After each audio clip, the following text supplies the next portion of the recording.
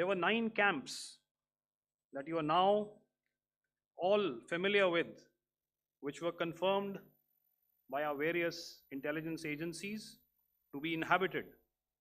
Some of these were in POJK, while there were others that were located in the Punjab province in Pakistan. Nefarious places such as Muridke, the hub center of the Lashkar-e-Taiba, has over the years bred infamous characters such as Ajmal Kasab and the likes of David Headley. What followed was a careful scrutiny of each of these sinister locations, their layout, configuration, even the type of construction in each structure, and the terrain obtained around these. This was with an obvious intent to deduce and identify the exact vector that was required for their neutralization, as also the eyes in the sky that we would send up to ensure that we brought back evidence that we had indeed targeted what we set out to. The precise images of these engagements on that fateful and historical night have already been showcased during the first press statement on the 7th of May that was helmed by our Foreign Secretary. I have no doubt in my mind that we achieved total surprise, and those strikes across those 9 terror hubs left more than 100 terrorists killed, including high-value targets such as Yusuf Azhar, Abdul Malik Rauf, and Mudassir Ahmed that were involved in the hijack of IC-814 and the Pulwama blast. The line of control was also violated soon after by Pakistan, and the erratic and rattled response of our enemy was apparent from the number of civilians, inhabited villages, and religious sites such as Gurudwaras that were unfortunately hit by them, leading to a sad loss of lives. The Indian Air Force played a major part in these strikes by engaging some of these camps, and the Indian Navy provided wherewithal in terms of precision munitions. The Indian Air Force obviously had their assets up in the sky, and I will here request Air Marshal Bharti, the Director General of Air Operations, to detail for you the methodology that the men in blue adopted to successfully manifest this mission.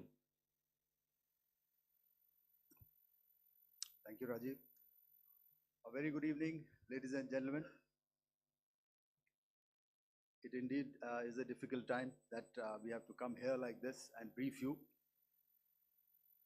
We could have done without this, but we had no choice. As the DGMO has detailed, the event was precipitated by the dastardly act at Pahalgam. The sequence of events have already been detailed. We carefully selected the targets, and out of the 9 selected targets, the target systems that were given to the Indian Air Force were the notorious training camps at Bhavalpur and Muridke, these being further from the international boundary. Through critical target system analysis, we analyzed what was to be done to annihilate these targets and plan to engage these targets with precision air-to-surface guided munitions so as to avoid collateral damage. The modalities of planning process I will not go through at this instant. However, what I would like to show you is the results that we achieved through our targeted airstrikes. Could I have the second slide, please?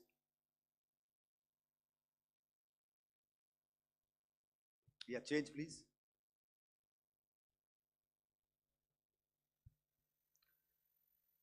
Okay, this is what the terror infra at Muridke looks like. If you see, north is as indicated, and to the right is east, where the international boundary lies.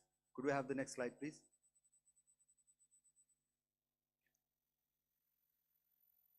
Orientating.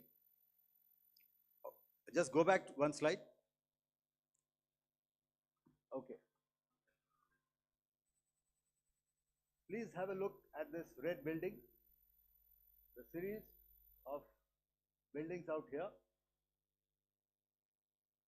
and this empty ground. Next. If you relate, the empty ground is here, and you see this is the first weapon that is impacting. This is the impact point number 1 on Muridke training camp with our precision guided weapon on early morning 7. Next, please. Keep your eyes glued for the second weapon coming in and the second impact on the selected target point. Next slide, please.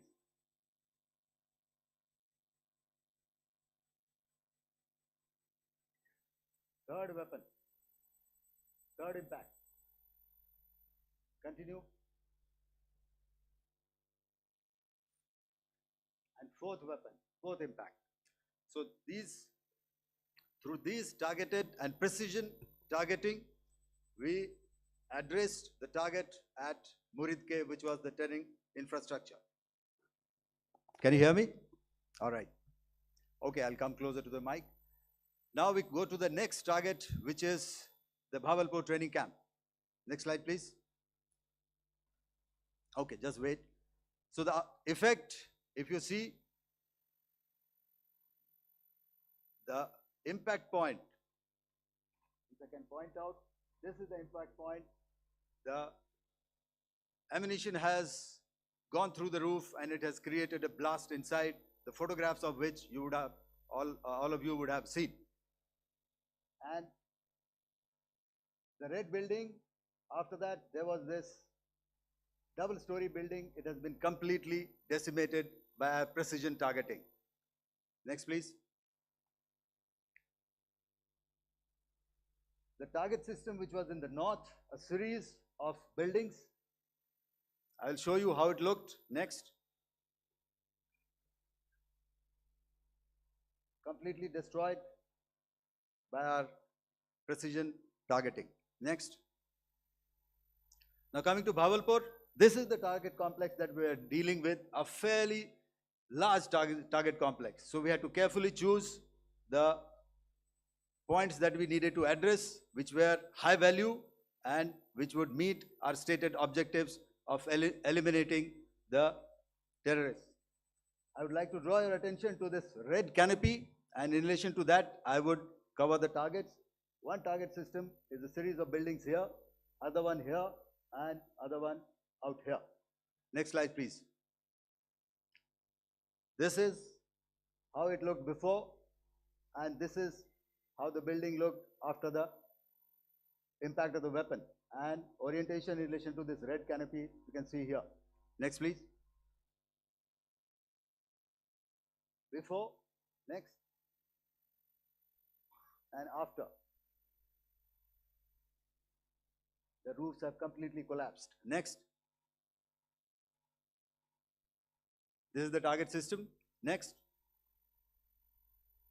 Precision targeting, and we have achieved our objectives here. Next.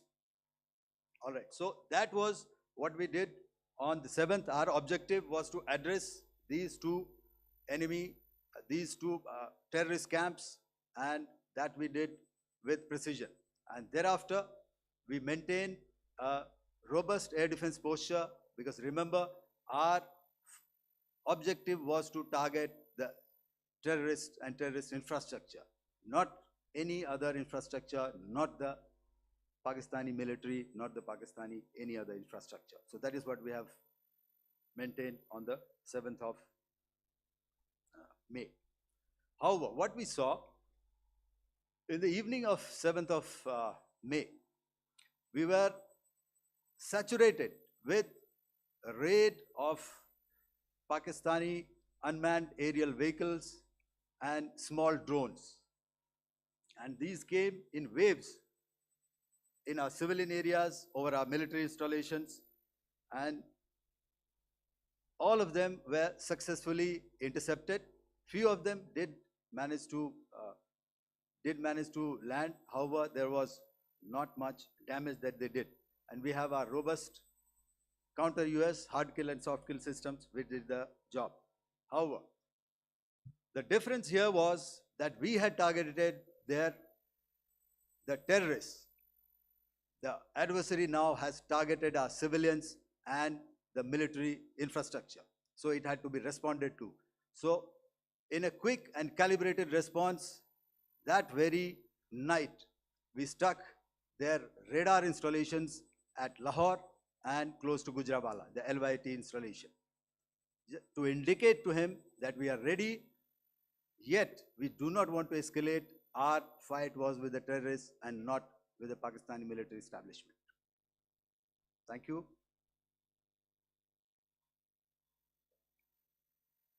Thank you, Air Marshal Bharti.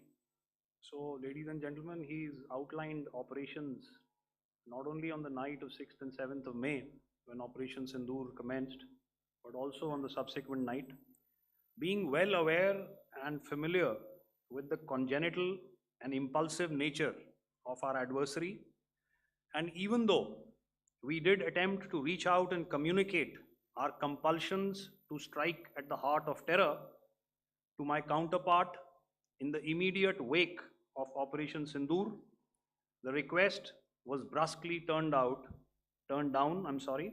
with an intimation that a severe response was inevitable and in the offing. We were, of course, prepared. Operations on the 7th and the 8th, Air Marshal Bharti spoken about. On the night of 8th and 9th of May, they flew drones and aircrafts into our airspace all across the borders and made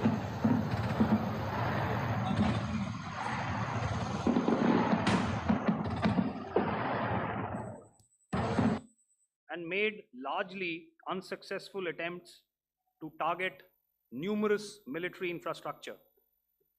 Violations on the line of control by Pakistan also commenced yet again and precipitated into fierce arty engagements.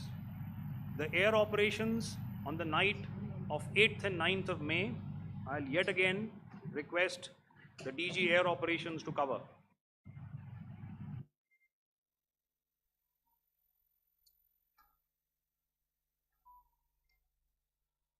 So I just covered what happened on the night of 7th and 8th.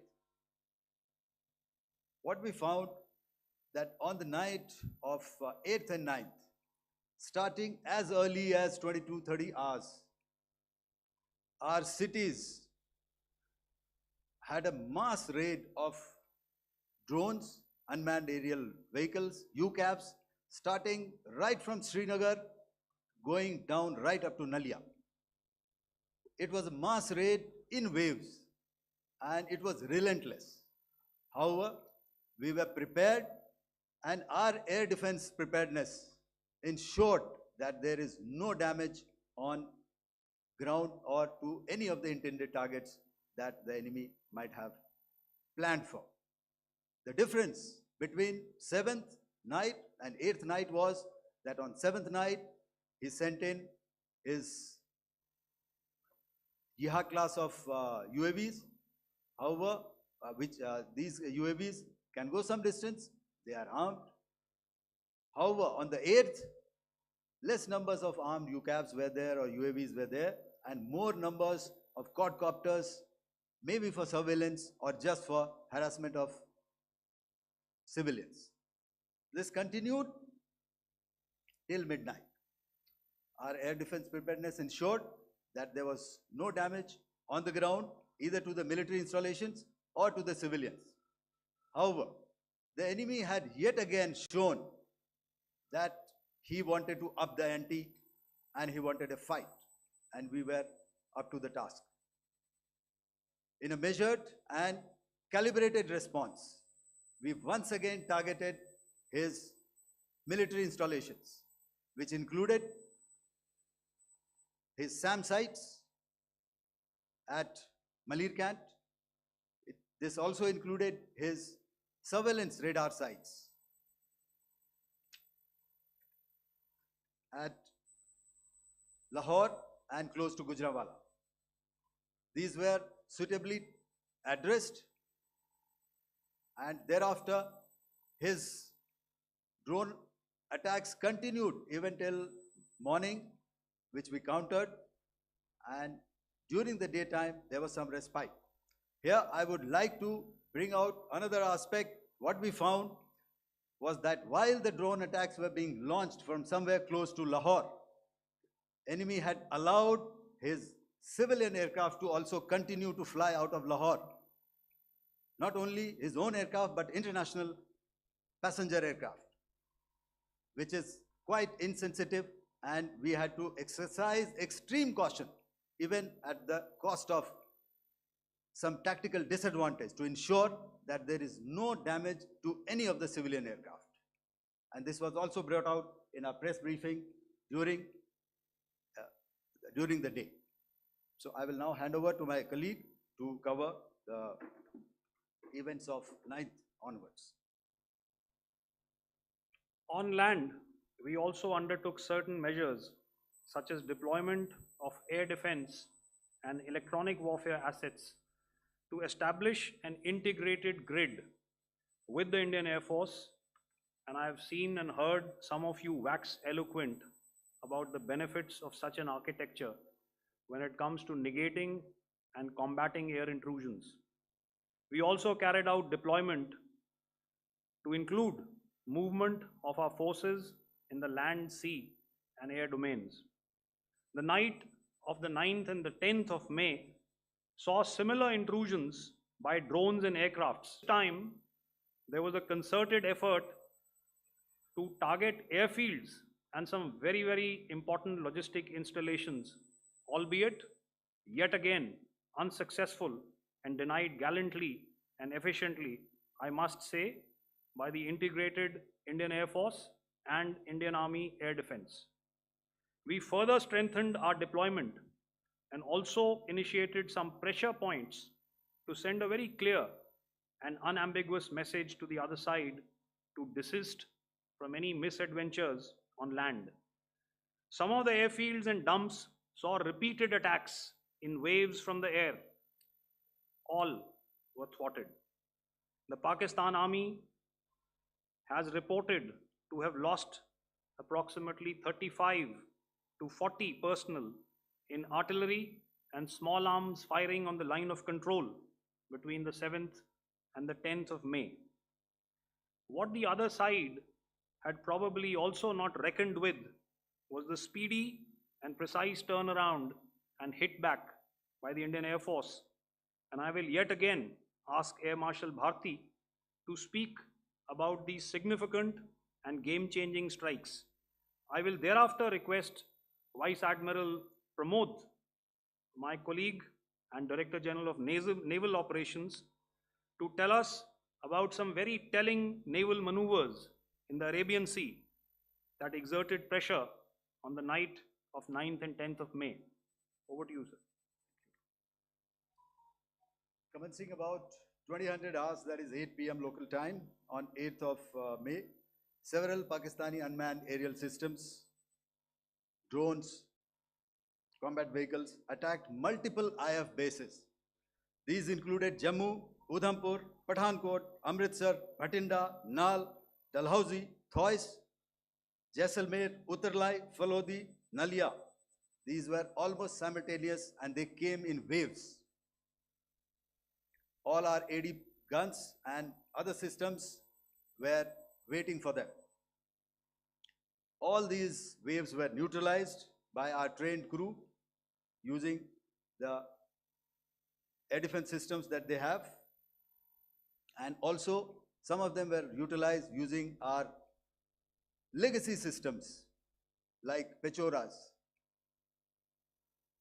and IF Summer, which we have recently acquired. And some were neutralized by the Garud snipers. There was no damage on ground from these incursions and these mass raids, if I could call them, from the Pakistani side. However, following these relentless attacks on our air bases, on our forward positions, and on our civilian targets, this was time to convey some message to our adversaries. And therefore, a decision was taken to strike where it would hurt. And towards that in a swift, coordinated, calibrated attack, we struck his air bases, command centers, military infrastructure, air defense systems across the entire Western Front.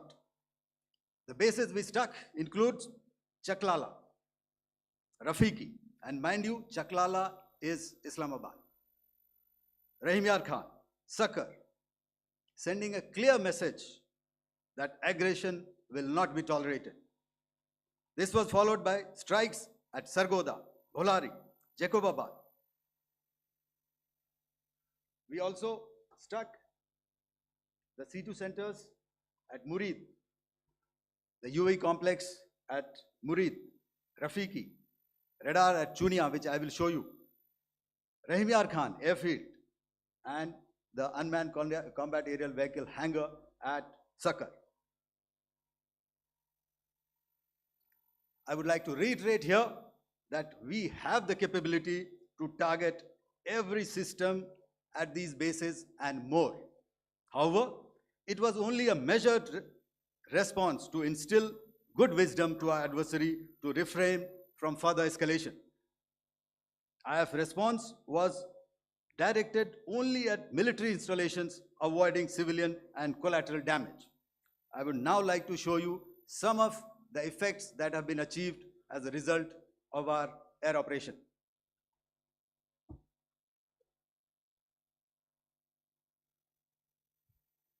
Here is the Pasroor air defense system, if you could see. Zoomed up view, this is the radar mounted on a high tower. And after the strike,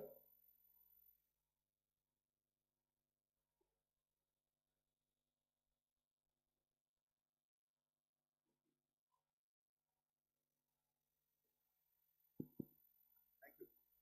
Can you hear me? Yeah, thank you. And after the strike, this is what has happened. This radar has been taken out, completely burnt. Next slide, please.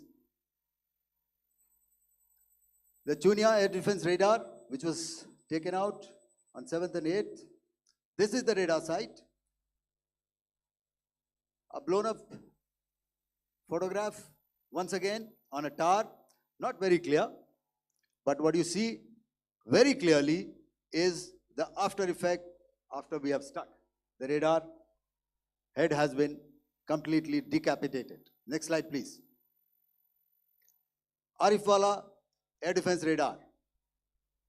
In this complex, you see how it looked before, blown up image, and after really blown up.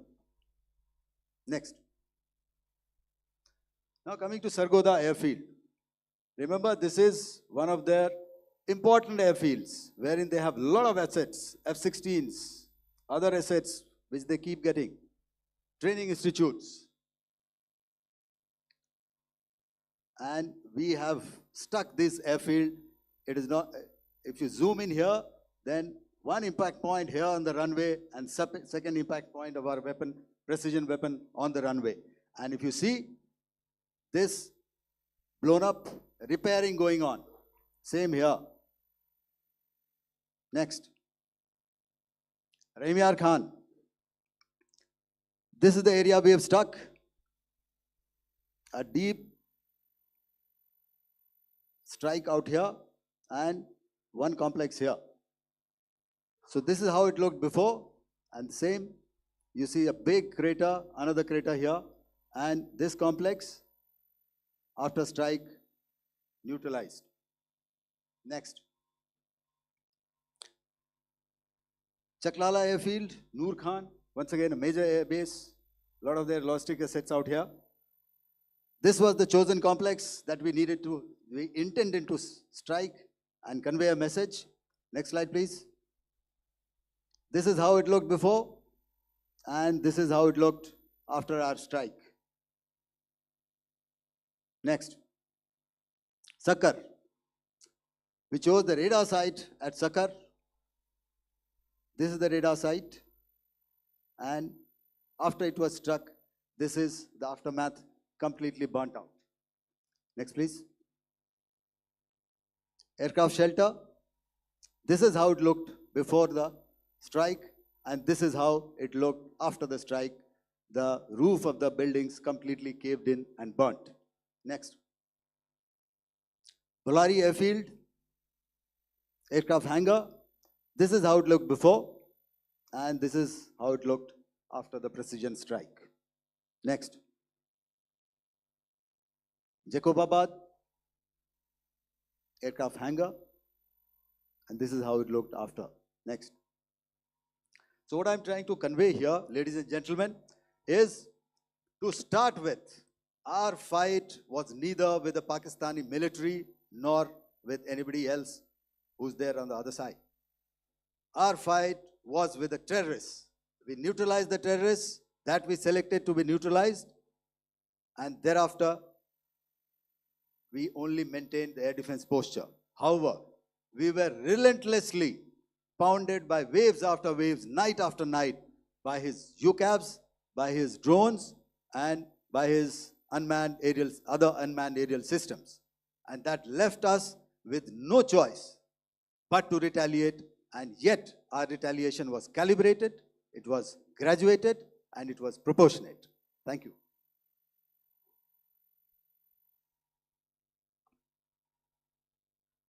Good evening, ladies and gentlemen. In the aftermath of the cowardly attacks on innocent tourists at Pahalgam in Jammu and Kashmir by Pakistani-sponsored terrorists on 22nd April, the Indian Navy's Carrier Battle Group, surface forces, submarines, and aviation assets were immediately deployed at sea with full combat readiness in concert with the Joint Operation Plan of the Indian Defence Forces. You may be aware that we tested and refined tactics and procedures at sea during multiple weapon firings in the Arabian Sea within 96 hours of the terrorist attack. The aim was to revalidate our crew, armament, equipment, and platform readiness to deliver various ordnance on selected targets precisely. Thereafter, our forces remained forward deployed in the Northern Arabian Sea in a dissuasive and deterrent posture with full readiness and capacity to strike select targets at sea and on land, including Karachi at time of our choosing. The forward deployment of the Indian Navy compelled Pakistani naval and air units to be in a defensive posture, mostly inside harbors or very close to the coast, which we monitored continuously. The Indian Navy maintained seamless maritime domain awareness throughout the duration and was entirely aware of the location and movement of Pakistani units. In effect, we had and continue to have good battle space transparency using our maritime domain awareness grid.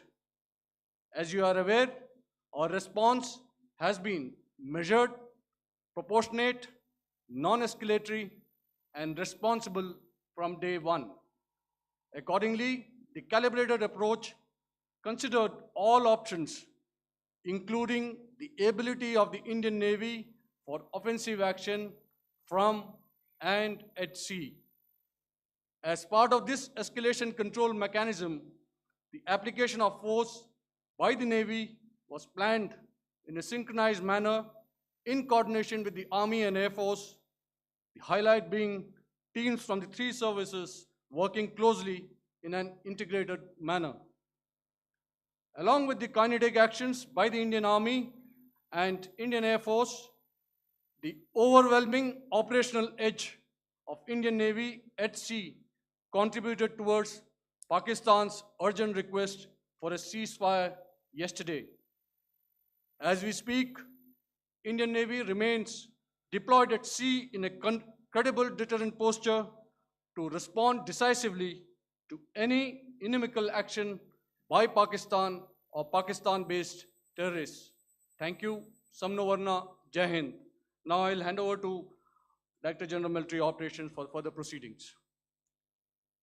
Ladies and gentlemen, on the 10th of May, in the morning, even as we were getting into a huddle to wargame the events of the previous night, a routine exercise, I received a message on hotline from my counterpart in Pakistan seeking my willingness to communicate.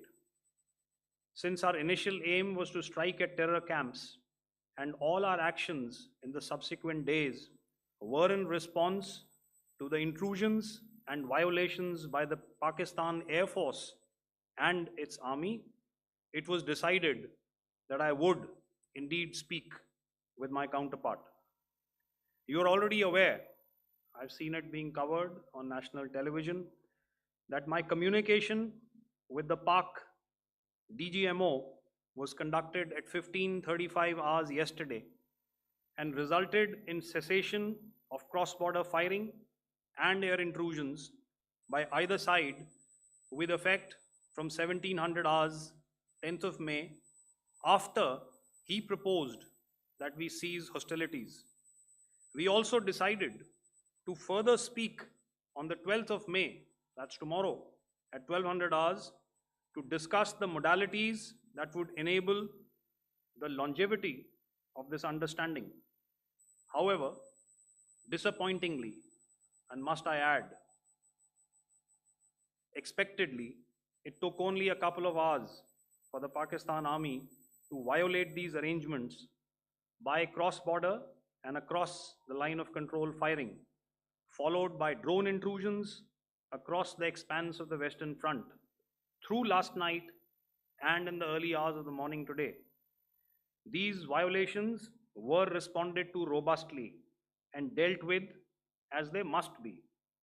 We have earlier today sent another hotline message to my counterpart highlighting these violations of the understanding between the DGMOs on the 10th of May and our firm and clear intent to respond to these fiercely and punitively, if repeated tonight, subsequently, or later.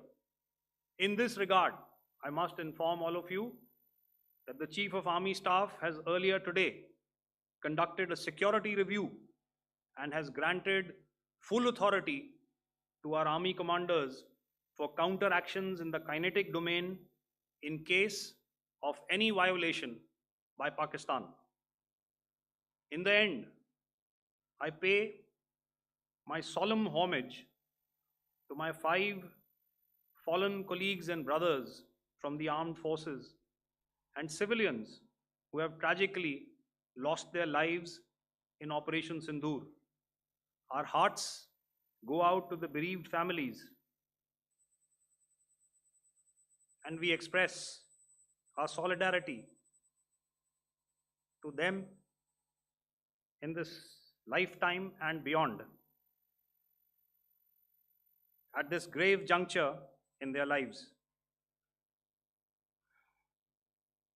Their sacrifices shall always be remembered and spoken of in glowing terms by a grateful nation. We have thus far, ladies and gentlemen, exercised, and my colleague Pramod highlighted this, immense restraint, and our actions have been focused, measured, and non-escalatory. However, any threat to the sovereignty, territorial integrity, and safety of our citizens will be met with decisive force. Jai Hind. Okay, ladies and gentlemen, we are now open for questions. All right, now, since I would not know all of you, I would expect you to please raise the placard or your hand, and once I indicate, I expect you to please give out your name and the media group that you belong to. Keep your questions short so that we can take as many questions as possible. Also, ladies and gentlemen, kindly bear in mind that confidential aspects may not be answered by the three DGMOs. Right. I've got a lot of hands there. Let me start from the left. Left foot always in front when we start marching. So here we have to the left, okay, yeah, 238.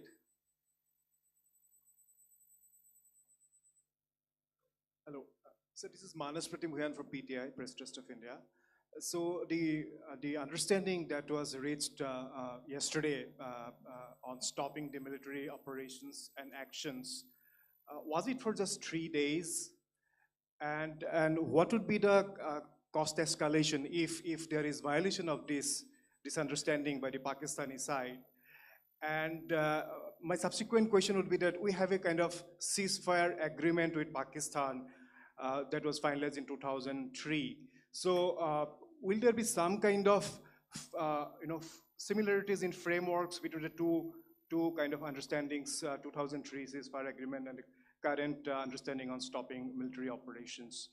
And again, what would the cost that will be incurring on Pakistan if Pakistan again resorts to this kind of terrorist activities, because we have made it very clear that the cost will be very high. So I would like to have your thoughts on it. Okay, so I'll answer the latter part of the question first. I also want to add that while the initial ceasefire agreement, as you correctly pointed out, is of the 2003 vintage, but I must remind you that in 2021, in the month of February, and this was then when the crisis in eastern Ladakh was also on, the two DGMOs had spoken and arrived at a ceasefire understanding that lasted right up until this unfortunate attack at Pahalgam. Once our Foreign Secretary had announced the decisions of the CCS in the immediate wake of that attack, he had announced certain measures, and then of course Pakistan had in turn made its own announcements. Since then, there have been certain violations of this ceasefire understanding, and of course after the 7th of May, like I pointed out during my statement, that there have been numerous violations on the line of control especially, and of course along the international boundary by the Pakistan Army and the Pakistan Air Force. This understanding that we spoke about yesterday, no, it was not for 3 days. It was first to stop aggressive and hostile activities immediately, let that order and direction settle down for about 36 hours, and thereafter discuss modalities, like I said, to ensure its longevity. That is tomorrow on the 12th of May. But unfortunately, we had a violation starting at approximately 1900 hours last night, and we've sent a communique, like I said, to the Pakistan Military Operations Directorate, and we will await what happens tonight. All right. The cost escalation, I mean, I'll leave it to your best imagination. I've already said that the response will be fierce and punitive. Now, the right foot forward. Yeah.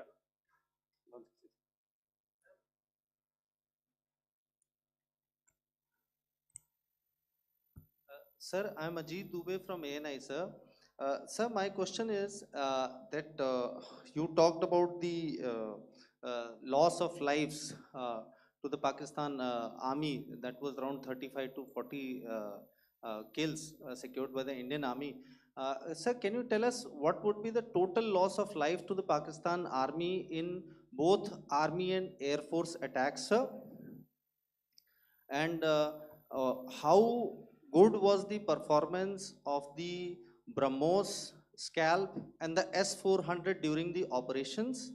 And sir, since we have, sir, just one No line, multiple questions, please. sir. All right. And since sir, we have achieved such a spectacular, we have made good achievements in this entire operation. Can we say that we have emerged victorious, or we have a big upper hand over the Pakistanis in this entire conflict? Thank you very much, sir. So I'll answer the question about the loss of lives on the other side. Of course, there are various means to ascertain that number. There is information from various agencies that come in. There are, of course, on the line of control, other ways to find out as to what has been the effect of what you are doing there in ceasefire violations. So therefore, I mentioned 35 to 40 on the line of control, and please remember that once Operation Sindoor was launched, the responses of the Pakistan Army were also on Indian Army or the Indian Armed Forces infrastructure. Let me put it that way. So that's why I did not cover casualties of the Pakistan Army, at least in the initial phases of battle, because those were not our targets. Our targets were terror oriented, and of course later, once they launched air intrusions and air operations on our infrastructure, we've used heavier weapons, and of course there would have been casualties, but those are still being assessed. The effects of the weapons that you mentioned, I will request Air Marshal Bharti to apprise all of you about those.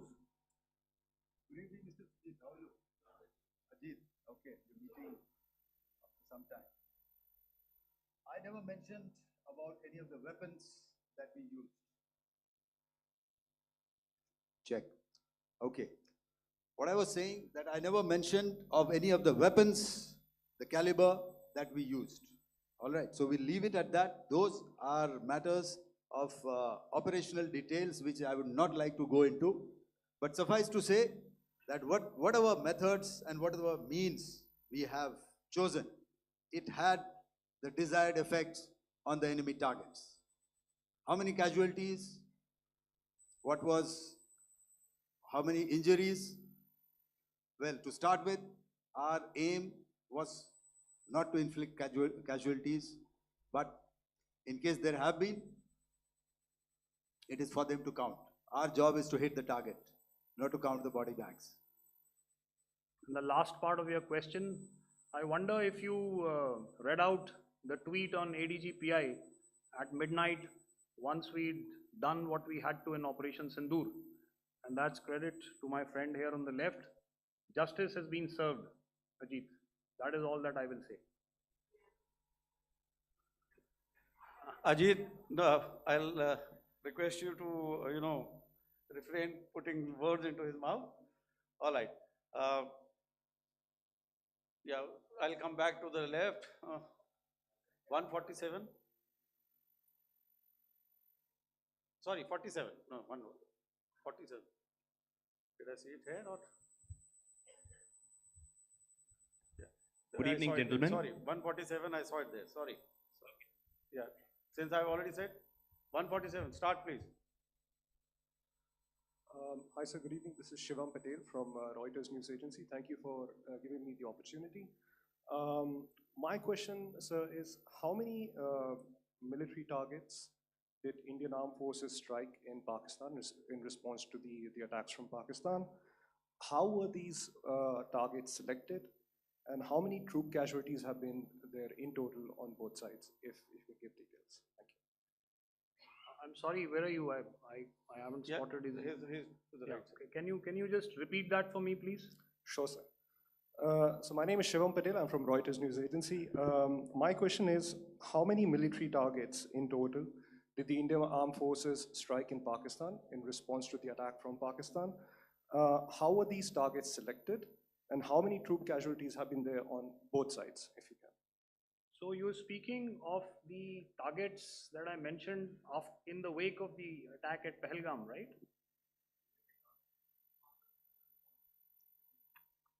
Yeah, I think it's amply clear to everybody here that the Pakistan army has not crossed the international boundary, neither in the plain sector nor on the line of control. So the intrusions have been in the air. There have been certain attempts on the line of control when ceasefire violations have been on to try and infiltrate and carry out and perpetrate activities that we are all very well familiar with. Whether these are by terrorists or by the Pakistan army or its special forces and commandos is difficult to say, but each of these have been effectively thwarted. So therefore, as far as engagements of military targets on the other side is concerned, I thought Air Marshal Bharti covered those very well and in detail, and he also mentioned as to how they went about targeting those. I think those images were very clear and very, very graphic in telling us as to what we needed to hit. And you'll remember right at the outset, I said that we even went into what was the construction in each of these locations, and therefore decided on the vector that had to be utilized. Please. Okay, if I could add to what the DGMO has said, I have already detailed the targets. Now, whether it is X numbers or Y numbers that is immaterial. And what damage have we inflicted? You have seen. What are the casualties on the other side? As I said, that is for them to count. As far as we are concerned, from the air defense side, if they had a choice, they would have definitely come in. They are fighters, there are more numbers of UCAVs. It is not that they did not intend to come in. It is only that our robust AD posture prevented them from coming in. So that must be known, and that must be realized by all the audience here. Yeah, I'll come to the left now, 24.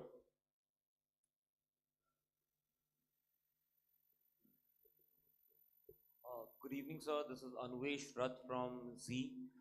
Sir, I wanted to know on the first briefing, which was done by FS and two representatives from Air Force and Army, you showed a list where there was 21 places in that list. You have stuck 9.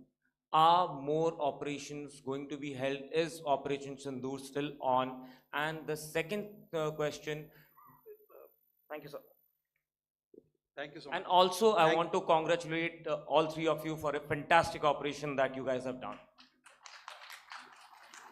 Thank you so much. Thank you so much for that one question. Yeah. Sir, the question.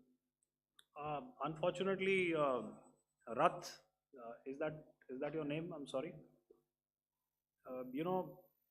As far as operational details are concerned, I am not in a position to share those right now.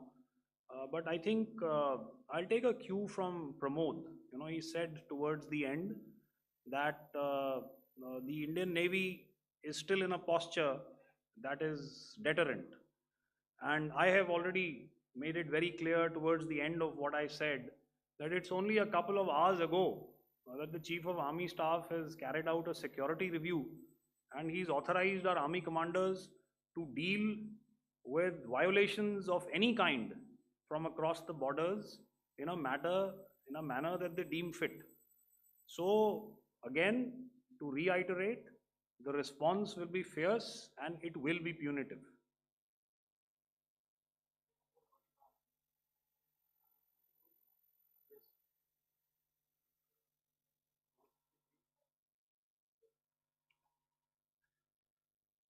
I'll go back this side now. Yeah, 255. She said middle wale kya karenge, so 255. Oh, sorry. Good evening, sir. Yeah, I'm Shailesh from National Defense. Please allow me, first of all, to pay my gratitude for protecting us Indians. Thank you very much. Sir, since the enemy has been talking about uh, taking down our aerial platforms, uh, it would be deemed fit in case we can reveal that we have taken down their fighter jets. What could be the number? Though you said that they may be not good to reveal the platforms, but since this has come from various quarters uh, in Pakistan, so I believe that we need to answer, in case if you can, sir, if you may allow. The question is for me? Yes, sir. Okay, and if I get it right, you want to know how many of their planes we have downed? Yes, sir. Yes, sir. All right. See, as I said, their planes were prevented from coming inside our border. All right. So we do not have the wreckage with us, but definitely we have downed a few planes. Numbers, we would not like to hazard a guess out here. Okay. I have the numbers, okay, and we are getting into the technical details of it to establish it. So I would not like to put a figure at this time, but definitely there are losses from their side which we have inflicted. Were they, Please don't ask. were they fourth generation plus, sir? No, See, sir, you're putting words into my mouth. Why do Sir, you say fourth generation? Let us make it high tech. Thank you so much, sir. all Thank right. Yeah, 163.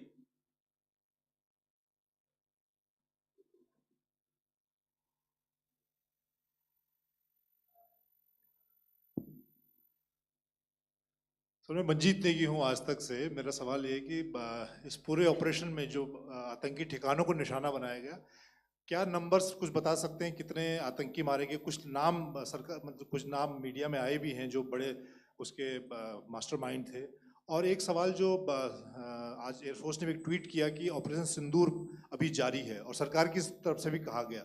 और पिछली बार जब विदेश मंत्रालय की press conference पहली हुई थी उसमें वो लिस्ट दिखाई गई थी कि 21 टेरर कैंप आइडेंटिफाई किए गए हैं। तो क्या जो बाकी बचे हुए टेरर कैंप है उन पर भी कार्रवाई होगी? और एक नंबर अगर आप बता पाएं कितने टेररिस्ट मारे गए? Manjeet ji, 3 questions. The third one has just been asked here before. So 21 this thing. So I'll request the first to be answered so that we have more number of people who can ask. Manjeet, जब मैंने statement दिया तो मैंने शुरू में ही कहा कि जैसे ही ऑपरेशन सिंदूर कॉन्सेप्चुअलाइज हुआ तो हमारा जो पीछे की कार्रवाई होती है स्पेड वर्क और टारगेट्स को आइडेंटिफाई और एनालाइज करने की कार्रवाई शुरू हो गई थी। मैंने जब स्टेटमेंट दिया तो मैंने बताया कि बहुत सारे थे, हमने 21 दिखाए होंगे और भी हैं, लेकिन वो लिस्ट फिल्टर करते करते 21 तक पहुंची। अब क्या आगे एंगेज किए जाएंगे? अगर ज़रूरत पड़ेगी तो ज़रूर एंगेज किए जाएंगे, लेकिन मैंने बताया कि इस समय जो इंट एजेंसीज ने हमें बताया कि फलाने कैंप में प्रेजेंस है, हमने उनको एंगेज किया। कुछ नाम मैंने लिए, कुछ नाम अभी पुख्ता किए जा रहे हैं। मैंने आपको बताया कि जो इंट एजेंसीज ने अभी तक असेसमेंट किया है उसमें उन्होंने कहा है कि तकरीबन 100 से ज़्यादा मारे गए हैं। और एक आज आपने तस्वीर भी देखी कि काफ़ी प्रोमिनेंट जो फ्यूनरल था, काफ़ी प्रोमिनेंट एक जो हस्ती हैं वो ऑर्गेनाइज कर रहे थे, और उस फ्यूनरल में और कौन कौन लोग अटेंड कर रहे थे वो तो आपने देखा ही। तो आप लोग सब समझदार हैं और मुझे ये कहने की ज़रूरत नहीं है कि इन लोगों को कहाँ से सपोर्ट मिल रहा है। अगर नहीं मिल रहा होता तो ऑपरेशन सिंदूर नहीं होता, तो उसी की वजह से है ये ऑपरेशन। तो मेरे ख्याल से मैंने आपके सारे सवालों का जवाब दे दिया। Ma'am. Sir, next is from 17. Sir, मेरा नाम अंजू निर्वाण है, TV9 भारतवर्ष से। सर, मेरा सवाल ये है कि ऑपरेशन सिंदूर में हमारी जो इंडियन नेवी है उसके बारे में सर थोड़ा सा बताएं कि किस तरह की उसकी भूमिका रही, क्योंकि हमने इस दौरान सर देखा कि बहुत सारी स्पेकुलेशन भी रही और ये बोला गया कि कराची तक हमारी नेवी ने ऑपरेशन किया है। तो सर इस पे थोड़ी सी क्लैरिटी चाहिए। और सर हमने कौन कौन से फाइटर एयरक्राफ्ट डाउन किए हैं, अगर उसका भी थोड़ा सा क्लैरिटी मिल जाए तो अच्छा रहेगा। तो मैं आपका पहले सवाल का जवाब दूंगा. I will make few sentences and leave it for your imagination. First of all, as I mentioned, we have quantitative and qualitative edge to deliver a massive blow to our adversary. And we completely dominate in the maritime front. Indian Navy's action is part of the escalation ladder mechanism which we have worked out amongst 3 services. This time, if Pakistan dare take any action, and Pakistan knows it, what we are going to do. That's all. आपके सवाल का जवाब मैं पहले दे चुका हूं. आपके सवाल का जवाब मैं पहले दे चुका हूं, इसलिए मैं बस उस तक ही सीमित रखूंगा और इतना कहना चाहूंगा कि आने वाले दिनों में आपको खुद ही पता चल जाएगा और ऐसी बातें छुपी नहीं रहती हैं, तो पता चल जाएगा. So at this time we'll just let it be. Okay, ladies and gentlemen, we have 1 or 2 more questions, sir. So please, they are going to be outside. You can speak to them there also. 104. 104.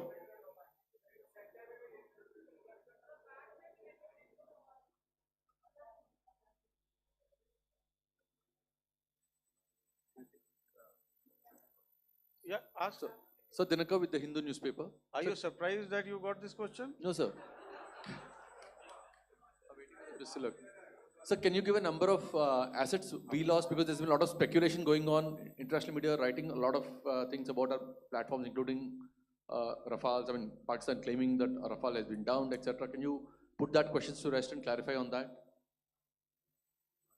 I guess that question is for me. All right, I'm happy that you've asked this question. You know, we are in a combat scenario, and losses are a part of combat. The question that you must